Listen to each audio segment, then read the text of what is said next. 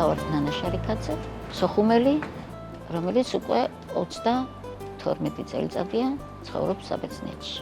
ომის დამთავრების შემდეგ მე და ჩემი მეუღლე ჩავედით თბილისში და იმის გამო რომ დედაჩემი ცხოვრობდა წლები საბერძნეთში, გადავწყვიტეთ რომ ჩამოვსულიყავით საბერძნეთში. წამოვედით იმ იმედით რომ 1-2 წლის შემდეგ ნამდვილად დაუბრუნდებოდით ჩვენ სოხუმს. არც 1 წელიწადში მოხდა, არც 2 წელიწადში მოხდა ეს და აი აგერ უკვე თითქმის 32 წელია რომ ყოველ წელს ველოდებით რომ დაგვაბრუნებენ სოხუმში. ეს ძალიან რთული პროცესია. ძალიან რთული პროცესია. ემიგრაციაში მიდიხარ იმ მიზნით რომ უნდა განაგრძო ცხოვრება, უნდა განაგრძო, უნდა დაიმკვიდრო თავი იქ სადაც მიდიხარ. ძალიან ძნელია ის, როდესაც შენ სულ გესიზმრება შენი სამშობლო. ძალიან ძნელია, როდესაც შენ მიდიხარ ყველგან, ეს იქნება ზღვა, ქალაქი, ბაღში გადიხარ, ის სიმწვანე, ის სილამაზე, რაც ქონდა სოხუმს, აფხაზეთს მთლიანად იმას ვერსად ვერ ხვდები. მაგრამ რა ვქნათ, თანამშრომლობთ ჩვენს მდგომარეობასთან, ჩვენს სიტუაციასთან და გავდივართ ასე. ძალიან ხშირად მithქვია კიდეც რომ მივდივართ. არის აქ ერთი პატარა ქალაქი კავალა, სადაც გზაზე რომ მიდიხარ, როდესაც კი არ უნდა გავიაროთ, ყოველთვის იცით როგორ უყურებ და ვამბობ რომ აი ეს ასე მგონია რომ სოხუმს გავდივართ ახლა, ასე მგონია რომ პატარა სოხუმი არის ეს. ყველგან, ყველაფერს გაგონებს. ყველაფერს. ყვავილი, ხე, ზღვა, ყველაფერი, მაგრამ რა თქმა უნდა იქაური არსად არ არის.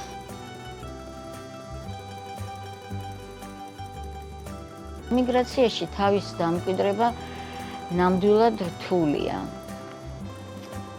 ნამდვილად რთული არის, მაგრამ იცით რა, პირადად მე მოვხვდი ისეთ კარგ საზოგადოებაში, ბერძნებზე მაქვს ლაპარაკი, ისეთ კარგ ხალხში, რომლებმაც ძალიან დიდი წვლილი შეიტანეს ჩემს დამკვიდრებაში ბერძნების საზოგადოებაში. ამასთან პარალელურად ქართული დიასპორის მრავალ ღონისძიებებში მიღებდი მონაწილეობას, რომელიც მეხმარებოდა რომ აი ეს ჩვენი ქართული კულტურა გაუზიარო ამ ჩემს ბერძენ მეგობრებს და მოხდა ძალიან ლამაზი შერწყმა ამ ბერძნულ ქართულის და რა თქმა უნდა წლების შემდეგ უკვე ნელ-ნელა ვიგრძენი თავი რომ მეც მიმიღო ამ ბერძენმა საზოგადოებამ და დღევანდელ დღემდე ვაგრძელებთ აი ასეთ ღონისძიებებს, ურთიერთობებს ბერძნებთან და შემიძლია ვთქვა რომ დღევანდელ დღეს ძალიან კარგად ვგრძნობ თავს. ვერ ვიტყვი რომ მე აი უცხო ვარ აი ამ საზოგადოებისთვის.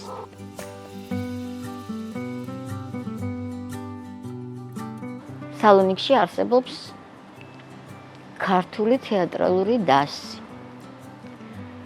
რომელიც ჩამოყალიბდა 2016 წელს. დასის ჩამოყალიბების დღიდან ვარ ამ თეატრალური დასის წევრი.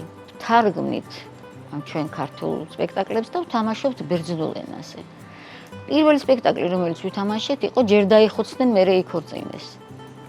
ეს სპექტაკლი გადაითარგმნა ბერძნულად და ვაჩვენეთ ბერძენ მაყურებელს, რომელიც აღტაცებული იყო. ქართული თეატრის დასს ყავს პატარა მსახიობების დასი. პატარა მსახიობების დასს ვამეცადინებთ. პატარა მსახიობების სპექტაკლები გაგვაქვს ფესტივალზე. ათენში ვიყავით. ორჯერ ვიყავით ათენის ფესტივალზე, სადაც უამრავი პრიზი აიღო ჩვენმა თეატრალურმა დასმა, ნახვამდის მომავალ სიცოცხლემდე, რომელიც ჩვენმა რეჟისორმა დაწერა სცენარი და იცით რატო არის ჩემთვის ეს სპექტაკლი ძვირფასი, იმიტომ რომ ერთი ნაწილი სპექტაკლის ეხება აფხაზეთს. ეხება აფხაზეთში დაღუპული გმირის ისტორიას.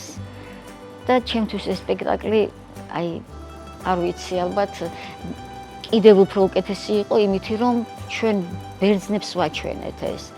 სოხუმის ისტორიას ყოველთვის უყვებით ჩვენ ბერძენ მაყურებელს, მაგრამ საქმე იმაშია, რომ ბევრმა არ იცის, აფხაზეთი არ იცის, სოხუმი არ იცის რა არის და ამიტომ ვცდილობთ, რომ ეს გავიტანოთ და ვაჩვენოთ რა იყო აფხაზეთი.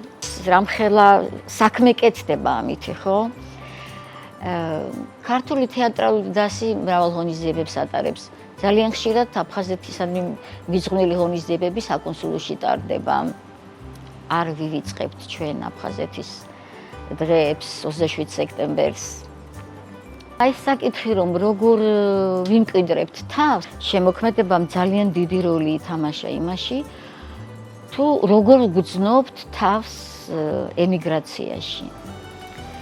ეს ალბათ არის საუკეთესო ნაწილი ჩემი ცხოვრების საბერძნეთში. და ამ თეატრალური დასის არსებობას ალბათ მივყვები ბოლომდე.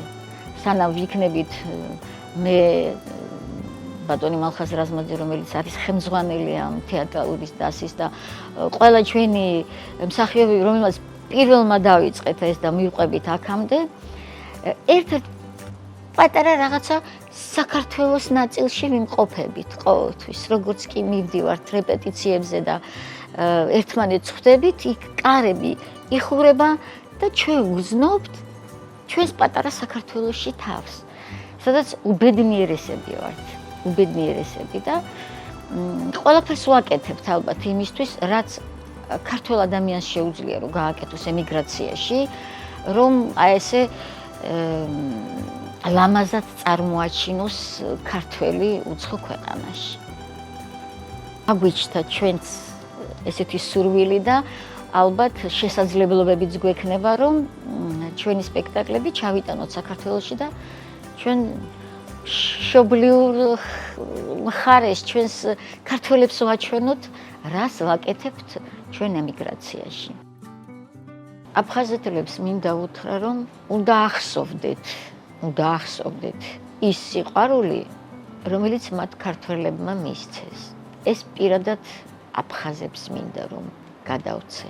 მე მყავს ძალიან ბევრი ნათესავი აფხაზეთში. მე ვარ დედით აფხაზი, მაგრამ გავიზარდე ქართულ მხარეს და არანაკლებ მიყვარს რა თქმა უნდა ჩემი აფხაზი ნათესავები და მინდა ყველას გადავცი აქედან და უთხრა რომ ჩვენ იმ ძველ თაობას, რომელიც იქ ვიყავით და ერთმანეთს ვიცნობთ, ეს სიყვარული შემორჩენილი გვაქვს. ჩვენ ყველანი ერთმანეთს ვკითხულობთ, ველაპარაკებით, ვგებულობთ სოხუმში ახალ ამბებს, რა ხდება და მე მინდა ვუსურვო მათ, რომ ის ახალი თაობა, რომელიც მოდის, რომელიც არ ყოფილა არც ჩემი მეზობელი, არც ჩემი ნათესავი, რომელსაც მე ჩემი სიყვარული ვერ ვაჩვენე, არ შემეძლო ამის ჩვენება. მე მინდა რომ ის იმათმა მშობლებმა, ბებიებმა, ბაბუებმა და ნათესავებმა გადასცენ იმ თავის ბავშვებს, როგორი ურთიერთობა და სიყვარული ჰქონდა ერთმანეთში. და ეს სიყვარული და სითბო სანამ იქნება, მე იმედი მაქვს, ძალიან დიდი იმედი მაქვს, რომ ჩვენ გაგვაერთიანებს ეს სიყვარული, აუცილებლად გაგვაერთიანებს. ჩემი შვილები აქ არიან დაბადებულები, მაგრამ ჩემ შვილს რომ მკითხოთ, ვინც კი ეკითხება, საიდან ხარ, ის პასუხობს, რომ მე სოხუმელი ვარ. იმან იცის ძალიან კარგად, სურათებით, ვიდეოებით, მონაყოლით, გადმოცემით, რა იყო სოხუმი, როგორი იყო. თვითონაც შედის, რა თქმა უნდა, და ათვალიერებს და თვითონაც ყველაფერს კითხულობს, სად იყო, რა იყო, როგორ იყო. ყოველთვის მთხოვს, რომ იქნებ შეიძლება როგორმე წავიდეთ და ნახოთ იქ ჩვენი სახლი როგორია, ნახოთ იქ შენი მეგობრები, როგორ ცხოვრობდით, ყველაფერი აინტერესებს. ძალიან კარგად იციან და ისიც იციან, როგორ გვტკივა ჩვენ სოხუმი და ისიც იციან, რომ მაინც იმედით ვართ ჩვენ, იმედით ვართ, რომ დავბრუნდებით და ყოველთვის ჩემი უმცროსი შვილი მეუბნება ხოლმე, რომ აი იცი რა, ყველაზე ძალიან რა მინდა, რომ დაბრუნება რომ იქნება, აი მე წაგიყვანო ჩაგაჯინოთ მანქანაში და მე მიგიყვანოთ სახლში. იცი, მთელი ოჯახი ვართ აი ამ იმედით. ახლა მერტმანო მოგვიშალოს, ძალიან ხშირად მისვამენ ამ კითხვას. აფხაზეთში რომ იყოს დაბრუნდება, რას იზამდით? იცით რას ვიზამდი? მე პირადად ყველაფერს დავტოვებდი. აი იმ მომენტში ეს რო გავიგო, ყველაფერს დავტოვებდი და ჩავიდოდი.